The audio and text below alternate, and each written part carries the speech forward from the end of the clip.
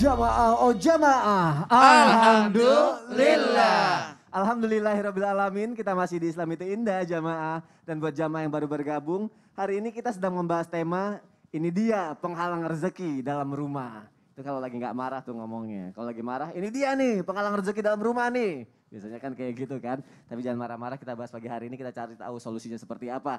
Tadi Ustaz Syam bilang nih, kaligrafi dalam rumah ternyata ya, tulisan Al-Quran nggak semuanya, tulisan Arab itu tidak semuanya dalam tulisan Al-Quran gitu. Betul. Ya. Nah kalau tulisan kaligrafi itu sebenarnya bisa membawa rezeki dan perlindungan nggak sih? Mungkin Jamaah juga pengen tahu nih ya. Membawa perlindungan apa enggak, atau bahkan itu malah menghalangi rezeki juga apa enggak? Atau faktor-faktor apa yang menghalangi rezeki Ustaz Syam? Mohon penjelasannya. Guru-guruku, Ustadz Bani, Ustadz Maulana, Mas Soni, serta guru-guru kami yang dimuliakan Allah Subhanahu wa Ta'ala. Jadi menempel atau memajang kaligrafi dalam rumah itu tergantung apa isinya. Jadi kalau misalnya kaligrafi tersebut adalah kaligrafi Al-Quran, maka subhanallah beberapa ulama itu juga termasuk daripada tidak menyukainya. Jadi bukan melarang, tapi tidak menjadikannya sunnah. Kenapa? Karena dikhawatirkan tembok itu nanti rubuh, atau misalnya kotor, atau misalnya tidak menjadi memuliakan tulisan Al-Quran tersebut. Yang dikhawatirkan adalah takutnya Al-Quran itu menjadi tidak mulia. Itu yang dikhawatirkannya. Namun jikalau misalnya bisa memuliakannya, seperti misalnya kita bisa lihat gambar di layar kita, kaligrafi Al-Quran. Masya Allah bagus banget. Ini apa misalnya ini? Ini apa? Ini bacanya kira-kira apa nih? Qul huwallahu ahad, Allahu samad, lam yalid wa lam yulad wa lam yakul lahu kufuwan ahad. Kalau tulisannya bisa dibaca misalnya seperti ini, yang punya juga ngerti tulisan apa gitu, insya Allah membawa keberkahan. Kenapa? Kita selalu membaca surah Al-Ikhlas. Bukankah satu kali surah Al-Ikhlas seperti daripada sepertiga Al-Quran. Mungkin masih ada lagi tulisan Al-Quran, kaligrafi Al-Quran yang lainnya. Misalnya ini ada la ilaha illallah Muhammadur Rasulullah. Ya misalnya yang di samping ini mungkin la ilaha illallah al-malikul haqqul mubin Muhammadur Rasulullah shadiqul wa'adul amin. Kalau ini yang ditempel di Ka'bah biasanya, kaligrafi yang ada di Ka'bah. Ya Hayyu ya Qayyum, atau tulisan apa, misalnya kita mengerti apa yang ditulis itu, maka insya Allah masih aman. Dan juga begini, kita misalnya lagi di jalan ya. Lagi di jalan ada rest area, kita mau mampir di warung, kita nggak tahu di warung ini muslim apa enggak. Tinggal kita lihat, kalau ada pajangan kaligrafinya pastikan muslim. Pastikan muslim. Ada dua warung, satu warungnya ada kaligrafi Quran, satunya nggak ada kaligrafi. Kira-kira Sony mau mampir di mana? Kaligrafi. Kenapa? Karena mastiin ini muslim nih yang punya nih. Identitasnya dia Identitasnya dia, maka subhanallah. Tapi jangan menempel kaligrafi Al-Quran, tapi Al-Quran yang ada di lemari nggak pernah dibaca. Harusnya ada ayatul kursi ditempel, harusnya setiap mau masuk baca ayatul kursi. Allahu la ilaha illa huwal hayyul qayyum. Mengingatkan kita untuk membaca Al-Quran dan wirid dan zikir. Ayat Al-Quran dijadiin wirid kita sehari-hari. Nah ada juga ternyata tulisan Arab yang tidak boleh dijadikan pajangan. Kenapa? Karena sebagai jimat dia, lukisan jimat. Mana dia? Ini contohnya mungkin. Ini subhanallah. Saya sendiri nggak bisa baca, sebenarnya ada sebagian yang bisa dibaca itu seperti di atas tuh Muhammad sallallahu alaihi wasallam, Allah Subhanahu wa taala jalla jalaluh, misalnya Fatimah, kemudian ada Hasan, Husain, Allahumma salli ala Muhammad wa ali Muhammad. Ini masih bisa sedikit terbaca. Namun ada bagian-bagian yang lain kita nggak bisa baca. Dikhawatirkan siapa tahu tercampur baur di dalamnya. Ada di dalamnya misalnya pujian terhadap dewa-dewa, atau misalnya kepada dewa matahari, dewi-dewi bintang misalnya, itu yang kita khawatirkan. Nah ini memang ada Allah lagi. Muhammadnya gitu. Memang ada Allah Muhammad, adalah ilaha illallah Muhammad Rasulullah. Namun dikhawatirkan yang lainnya kita nggak tahu bacaannya apa. Dan kalau dikhawatirkan juga, kalau meyakini bahwa bacaan inilah yang menjadikan dia hebat ya. Memang ada tulisannya tuh Haikal Akbar Mahabbah gitu ya. Ini untuk menambah itu biasanya itu pengasihan gitu ya. Pengasihan istilahnya. Maka subhanallah jangan sampai kita meyakini bahwa inilah yang menambah rezeki kita, membuka pintu rezeki. Tapi yakinlah kepada Allah dan juga ikhtiar kita. Nah bukan hanya lukisan. Apalagi emangnya? Dalam bahasa Arabnya itu adalah surah. Surah itu baik 2 dimensi, 3 dimensi, atau 5 dimensi. Ya. Maksudnya apa? Patung juga. Patung juga maka itu memang diharamkan oleh Allah Subhanahu wa taala, yang mana dari lisan Rasulullah SAW, yang mana patung itu jikalau itu adalah makhluk bernyawa. Nanti di hari kiamat disuruh tiupkan ruh kepadanya. Nih kau bikin dulu, kau pasang di rumahmu, tiupkan ruh, dan dia tidak bisa begitu terus sampai hari kiamat. Maka subhanallah, jangan sampai kita memajang sesuatu yang kita mempercayainya bahwa itu adalah membuka pintu rezeki, justru itu akan menjadi penghalang rezeki bagi kita kalau ada kesyirikan-kesyirikan di dalamnya. Berarti yang boleh kalau misalnya itu bisa dibaca seperti tadi surat Al-Ikhlas tadi gitu ya. Betul, dan taruhnya di mana? Jangan di dompet lalu taruh di belakang. Padahal Aduh, ayat Al-Qur'an, didudukin subhanallah. gitu ya. Ada juga meletakkan gambar Quran Allah Muhammad itu boleh-boleh aja. Tapi jangan sampai fotonya Sony di atas, Allahnya di bawah. Oh, Iya betul. Tata letaknya Tidak juga. memuliakan. Jangan dia tulisan Qurannya di bawah, gambar lain di atas. Masya Allah. Terima kasih Ustadz Maulana, terima kasih Ustadz Syam untuk penjelasannya. Alhamdulillah lebih jelas lagi ya jamaah yang ada di rumah ya. Kalau gitu kita lanjutkan lagi nih. Aku punya tayangan.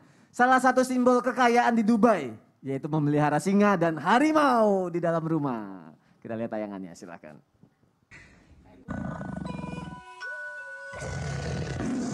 An den Tiger, Jimmy schaut wie ein Tiger von wegen laut.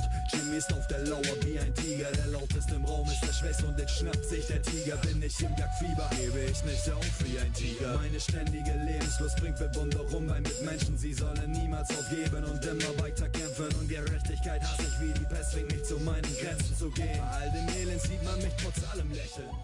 Masya Allah, gak tanggung-tanggung harimau. Saya aja kucing 2 aja tuh kadang kucing tuh suka gigit-gigit gemes lucu gitu kan. Ustadz Syam pernah ke rumah kan? Aduh, kejar-kejaran kita sama Ejas. Kejar-kejaran. Gimana kalau harimau tuh ya kan gigit-gigit gemes lucu gimana gitu. Nah kita tanya sama Ustadz Bani nih. Kira-kira Ustadz Bani. Bentar. Mas Bani pelihara apa? Ustadz Bani pelihara apa sebelumnya? Cicak kecoa sih pasti ada lah ya. Pasti ada. Ustadz Bani kalau misalnya hewan selain, kalau kita sama-sama tahu ya kalau guguk itu kan kadang ada yang bilang kalau kita pelihara guguk kan malaikat tuh jadi nggak bisa masuk ke dalam rumah gitu ya. Nah selain guguk itu apa mungkin harimau atau ular itu bisa menjadi penghalang rezeki juga gitu. Nah aku pengen tahu deh, pokoknya Jamaah juga pengen tahu hewan apa nih yang bisa menjadi penghalang rezeki deh untuk rumah kita. Buat rezeki buat kita juga. Mohon penjelasannya Ustadz, silakan. Masya Allah, mohon izin Ustadz Maulana, Ustadz Syam, Mas Sony dan guru-guru kami dimanapun berada. Alhamdulillah wassalatu wassalamu ala rasulillah wa ala alihi wa sahbihi wa mawalah la hawla wa la quwata illa billah. Para pemirsa yang dirahmati oleh Allah Subhanahu wa taala, terkait dengan hewan apa saja yang boleh dan tidak boleh dipelihara. Pertama, sebagian ulama mengatakan semua hewan yang diperintahkan untuk dibunuh itu dilarang untuk dipelihara. Apa diantaranya? Rasul menyebutkan diantaranya ada 5, yaitu tikus, kalajengking, setelah itu apalagi burung elang atau burung garuda misalnya. Dan yang terakhir adalah al-kalbul akur. Apa yang dimaksud dengan kalbul akur? Jumhur ulama mengatakan kalbul akur itu adalah anjing, nauzubillah, mohon maaf ya. Tapi terjemahannya begitu nih, mohon maaf. Karena memang dalam bahasa Indonesia kan sebenarnya memang ya, itu. gitu. Al-kal, ya guguk kalau bahasa sekarang. Tapi kita sebut mohon maaf sekali, anjing dan semua hewan buas. Itu termasuk kalbul akur. Bahkan Ibnu Hajar al-Asqalani dalam Fathul Bari mengatakan ular pun masuk dalam kategori kalbul akur. Sehingga sebagian ulama misalnya dalam Hasyatul Jamal mengatakan memelihara hewan buas itu termasuk yang dilarang. Termasuk tadi serigala, harimau, apalagi singa. Nah itu termasuk yang dilarang. Ini kelompok pertama. Kelompok kedua mengatakan memelihara binatang itu hukum asalnya boleh. Selama ada beberapa 4 kriteria yang harus dipenuhi. Pertama bukan hewan yang najis. Yaitu bukan, mohon maaf tadi al-kalb, anjing dan juga babi karena ini najis. Maka selain itu dibolehkan. Yang kedua, selama binatang yang dipelihara itu diperlakukan dengan baik. Dikasih makan, dikasih minumnya, dikasih kandangnya yang bagus, dikasih pasangan. Jangan dia dipelihara 5 tahun ngejomblo terus, kan kasihan dia. Teriak-teriak terus suaranya bagus, padahal lagi minta bini gitu kalau kata guru kita ya. Sebenarnya teriak dia ngomong Teriak gitu ya. dia minta pasangan sebenarnya. Jadi perlakukan dengan baik. Karena ada seorang wanita yang dimasukkan ke dalam neraka gara-gara dia mengikat kucing dan tidak memberi makan. Yang ketiga, selama binatang itu dipastikan tidak mendatangkan bahaya baik untuk diri kita ataupun orang lain. La darara wala dirara. Tadi saya memelihara serigala atau singa, membahayakan nggak dia? Saya jamin 2000% tidak membahayakan. Ya silahkan. Tapi aduh kayaknya nggak tahu nih bisa berbahaya atau enggak. Jangan-jangan ke kita mungkin tidak bahaya, ketemu yang datang tiba-tiba dicakar, berbahaya. Nah, maka itu terlarang. Yang keempat, tidak boleh memelihara binatang untuk tujuan yang haram. Yang dipelihara sih kura-kura, tapi ternyata digunakan untuk judi, lomba lari. Kura-kura lari gimana ya? Atau burung, atau ayam jago misalnya. Dia pelihara tapi dalam rangka untuk berjudi, mendatangkan yang haram. Maka diharamkan dan dilarang. Selama 4 hal ini kita penuhi, maka boleh dan sah saja. Melihara burung, melihara kucing, melihara apa saja bisa dan boleh. Bahkan ada yang mengatakan, Ustadz saya melihara anjing buktinya rezeki saya ada banyak-banyak saja tuh. Ya. Bahkan rumah saya jadi tambah bagus, rezeki lancar. Ya Allah, Rasul mengatakan bukan tidak ada uang, tapi tidak ada keberkahan. Karena malaikat, kata Rasul SAW, la tadkhulu baitan fihi kalb.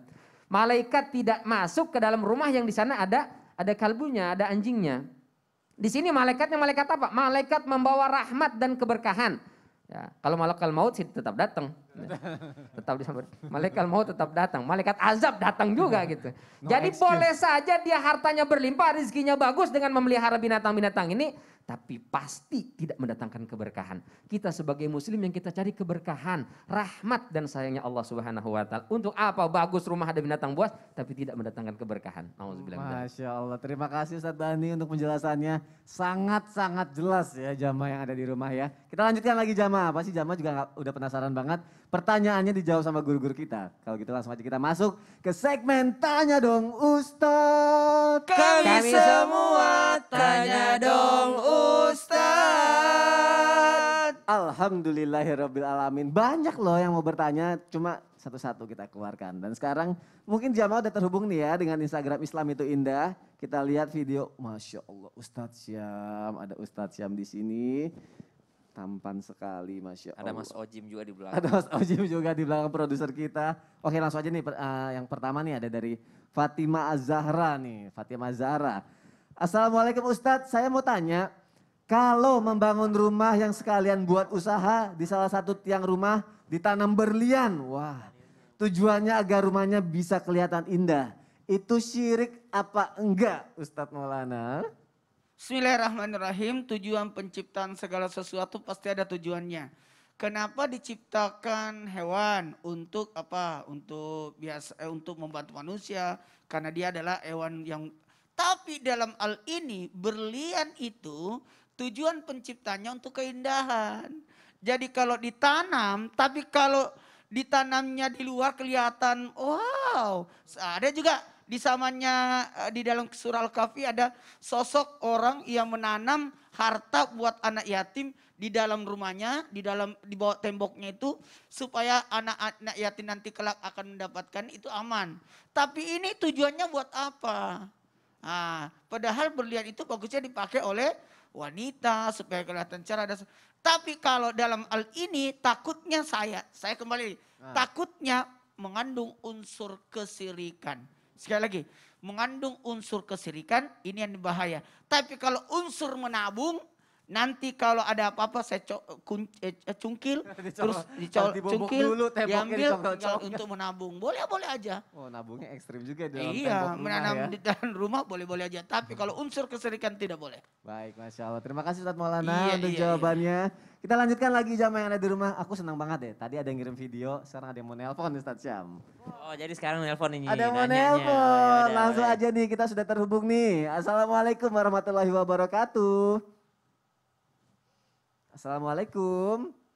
Enak banget kalau misalnya aktif kayak gini ya jamaah yang ada di rumahnya Jadi ya. kita interaksi terus gitu ya. Oh, interaksi, ada yang ngirim video, ada yang nelpon. Iya bagus, jadi ibaratnya jamaah itu dilibatkan. Dilibatkan. Ini seperti enaknya kalau acaranya secara langsung nih. Assalamualaikum. Assalamualaikum warahmatullahi wabarakatuh. Atau ditampilkan nomor teleponnya supaya yang di rumah juga bisa menelpon ya. Jadi bisa interaksi sama guru-guru kita langsung, curhat apa aja, apalagi yang berhubungan dengan tema kita pagi hari ini. Kita insya Allah bisa terjawab gitu kan. Iya. Nah. Masih malu-malu nampaknya kalau gitu nih. Ustaz. Oh udah. Assalamualaikum. Suaranya kecil ya. Suaranya boleh dibesarkan lagi dan langsung pertanyaannya apa, mau nanya sama siapa, ayo. Atau nanti aku yang arahin deh. Iya, saya mau tanya sama para guru-guru di Islam itu Indah. apa ada istilah rumah yang membawa sial? Karena soalnya di rumah saya itu kadang setiap bulannya saya ketindihan gitu loh Ustadz, kayak erep-erepan gitu bahasanya. Terus kadang kalau maghrib itu saya suka ngeliat makhluk halus juga. Kata orang-orang pintar sih, yang pernah main ke rumah saya katanya kalau di rumah saya itu sarangnya jin. Terus saya juga takut deh jadinya. Terus katanya juga susah masuk rezeki sama berkah dalam rumah saya. Terus solusinya saya harus pindah atau gimana ya Ustaz? Mohon solusinya ya Ustaz. Terima kasih. Assalamualaikum warahmatullahi wabarakatuh. Waalaikumsalam warahmatullahi wabarakatuh. Wah buru-buru nih, kayaknya pengen tahu jawabannya Pak. Jadi Ustaz di rumahnya itu dia ngerasa kayak ada jinnya apa segala macam, dia suka erep-erepan, terus kayak suka ada apa ya, kayak rezekinya nggak lancar gitu kan. Nah dia pengen tahu nih kalau solusinya, kalau misalnya ada seperti itu dia pindah rumah aja apa enggak nih gitu. Dia ngerasa di rumahnya ada jin Ustaz Syam. Mohon penjelasannya Ustaz. Baik, izin Mbak, izin menjawab. Yang pertama, tidak ada istilah rumah sial. Yang ada itu rumah kuburan, istilah rumah kuburan kata Nabi. Rumah seperti kuburan. Mana itu rumah kuburan? Rumah yang tidak pernah dibacakan Al-Quran di dalamnya. Tidak pernah dipakai ibadah di dalamnya. Jadi kalau ibadah, sholat wajibnya di masjid bagi laki-laki, bagi imamnya. Tapi sholat sunnahnya usahakan ada yang di rumah. Gitu. Ba'diyah, qobliyahnya, duha, tahajud ada sholat di rumah. Atau baca Al-Qurannya. Yang kedua, bagaimana? Apakah harus pindah atau harus diapain nih? Karena dahulu adalah sarang jin, maka subhanallah jin itu ada di mana-mana. Ya, jin itu ada di mana-mana. Jadi mau pindah kemana pun tetap ada jin. Ya, kita nggak boleh ngusir juga sembarangan. Maka baca surah Al-Baqarah. Surah Al-Baqarah itu kalau memang dia mau tinggal di situ dia tidak akan mampu untuk mengganggu. Ya, kalau memang dia mau tinggal di situ, kalau memang dia merasa terganggu maka dia akan pergi karena dia takut dengan bacaan surah Al-Baqarah kita. Baca full surah Al-Baqarah kurang lebih 2 juz lebih lah, 2 juz setengah. Ya, baca surah Al-Baqarah. Kalau perlu khatamkan Al-Quran kan tinggal di situ. Jadi setiap hari bisa baca 1 lembar, 2 lembar, 3 lembar. Maka insya Allah sampai selesai dan niatkan Al-Baqarahnya untuk yang namanya meruqyah rumah gitu. Masya Allah, terima kasih Ustaz Syam. Sama-sama. Semoga terjawab ya jamaah yang ada di rumah dari pertanyaannya tadi. Kita lanjutkan lagi nih. Ustadz Bani, aku mau nanya sama Ustadz. Ya. Kalau kita majang foto di rumah, aku kan suka kayak gitu, suka narsis orangnya gitu kan. Mungkin Iya banyak banget fotonya kalau kita ke rumah. Banyak fotonya ya? Banyak banget. banyak banget. Majang foto atau lukisan itu diperbolehkan apa enggak sih? Masya Allah ini penting banget kayaknya nih karena di rumah ada foto ya. Ada aku, gimana tuh? Boleh apa Tapi enggak? insya Allah kita jawab setelah yang satu ini. Oh iya Mas Sony, di segmen berikutnya kita ada Al-Quran menjawab loh. Ada Al-Quran Ada menjawab? Al-Quran menjawab. Ya Allah aku kangen banget sama Al-Quran menjawab. Pasti jamaah juga kayak gitu kan. Masya Allah, nanti dijawab ya Ustadz Bani ya. Insya Allah. Jangan kemana-mana jamaah, tetap di Islam itu indah. Gak lama kok. Jamaah, oh jamaah. Alhamdulillah.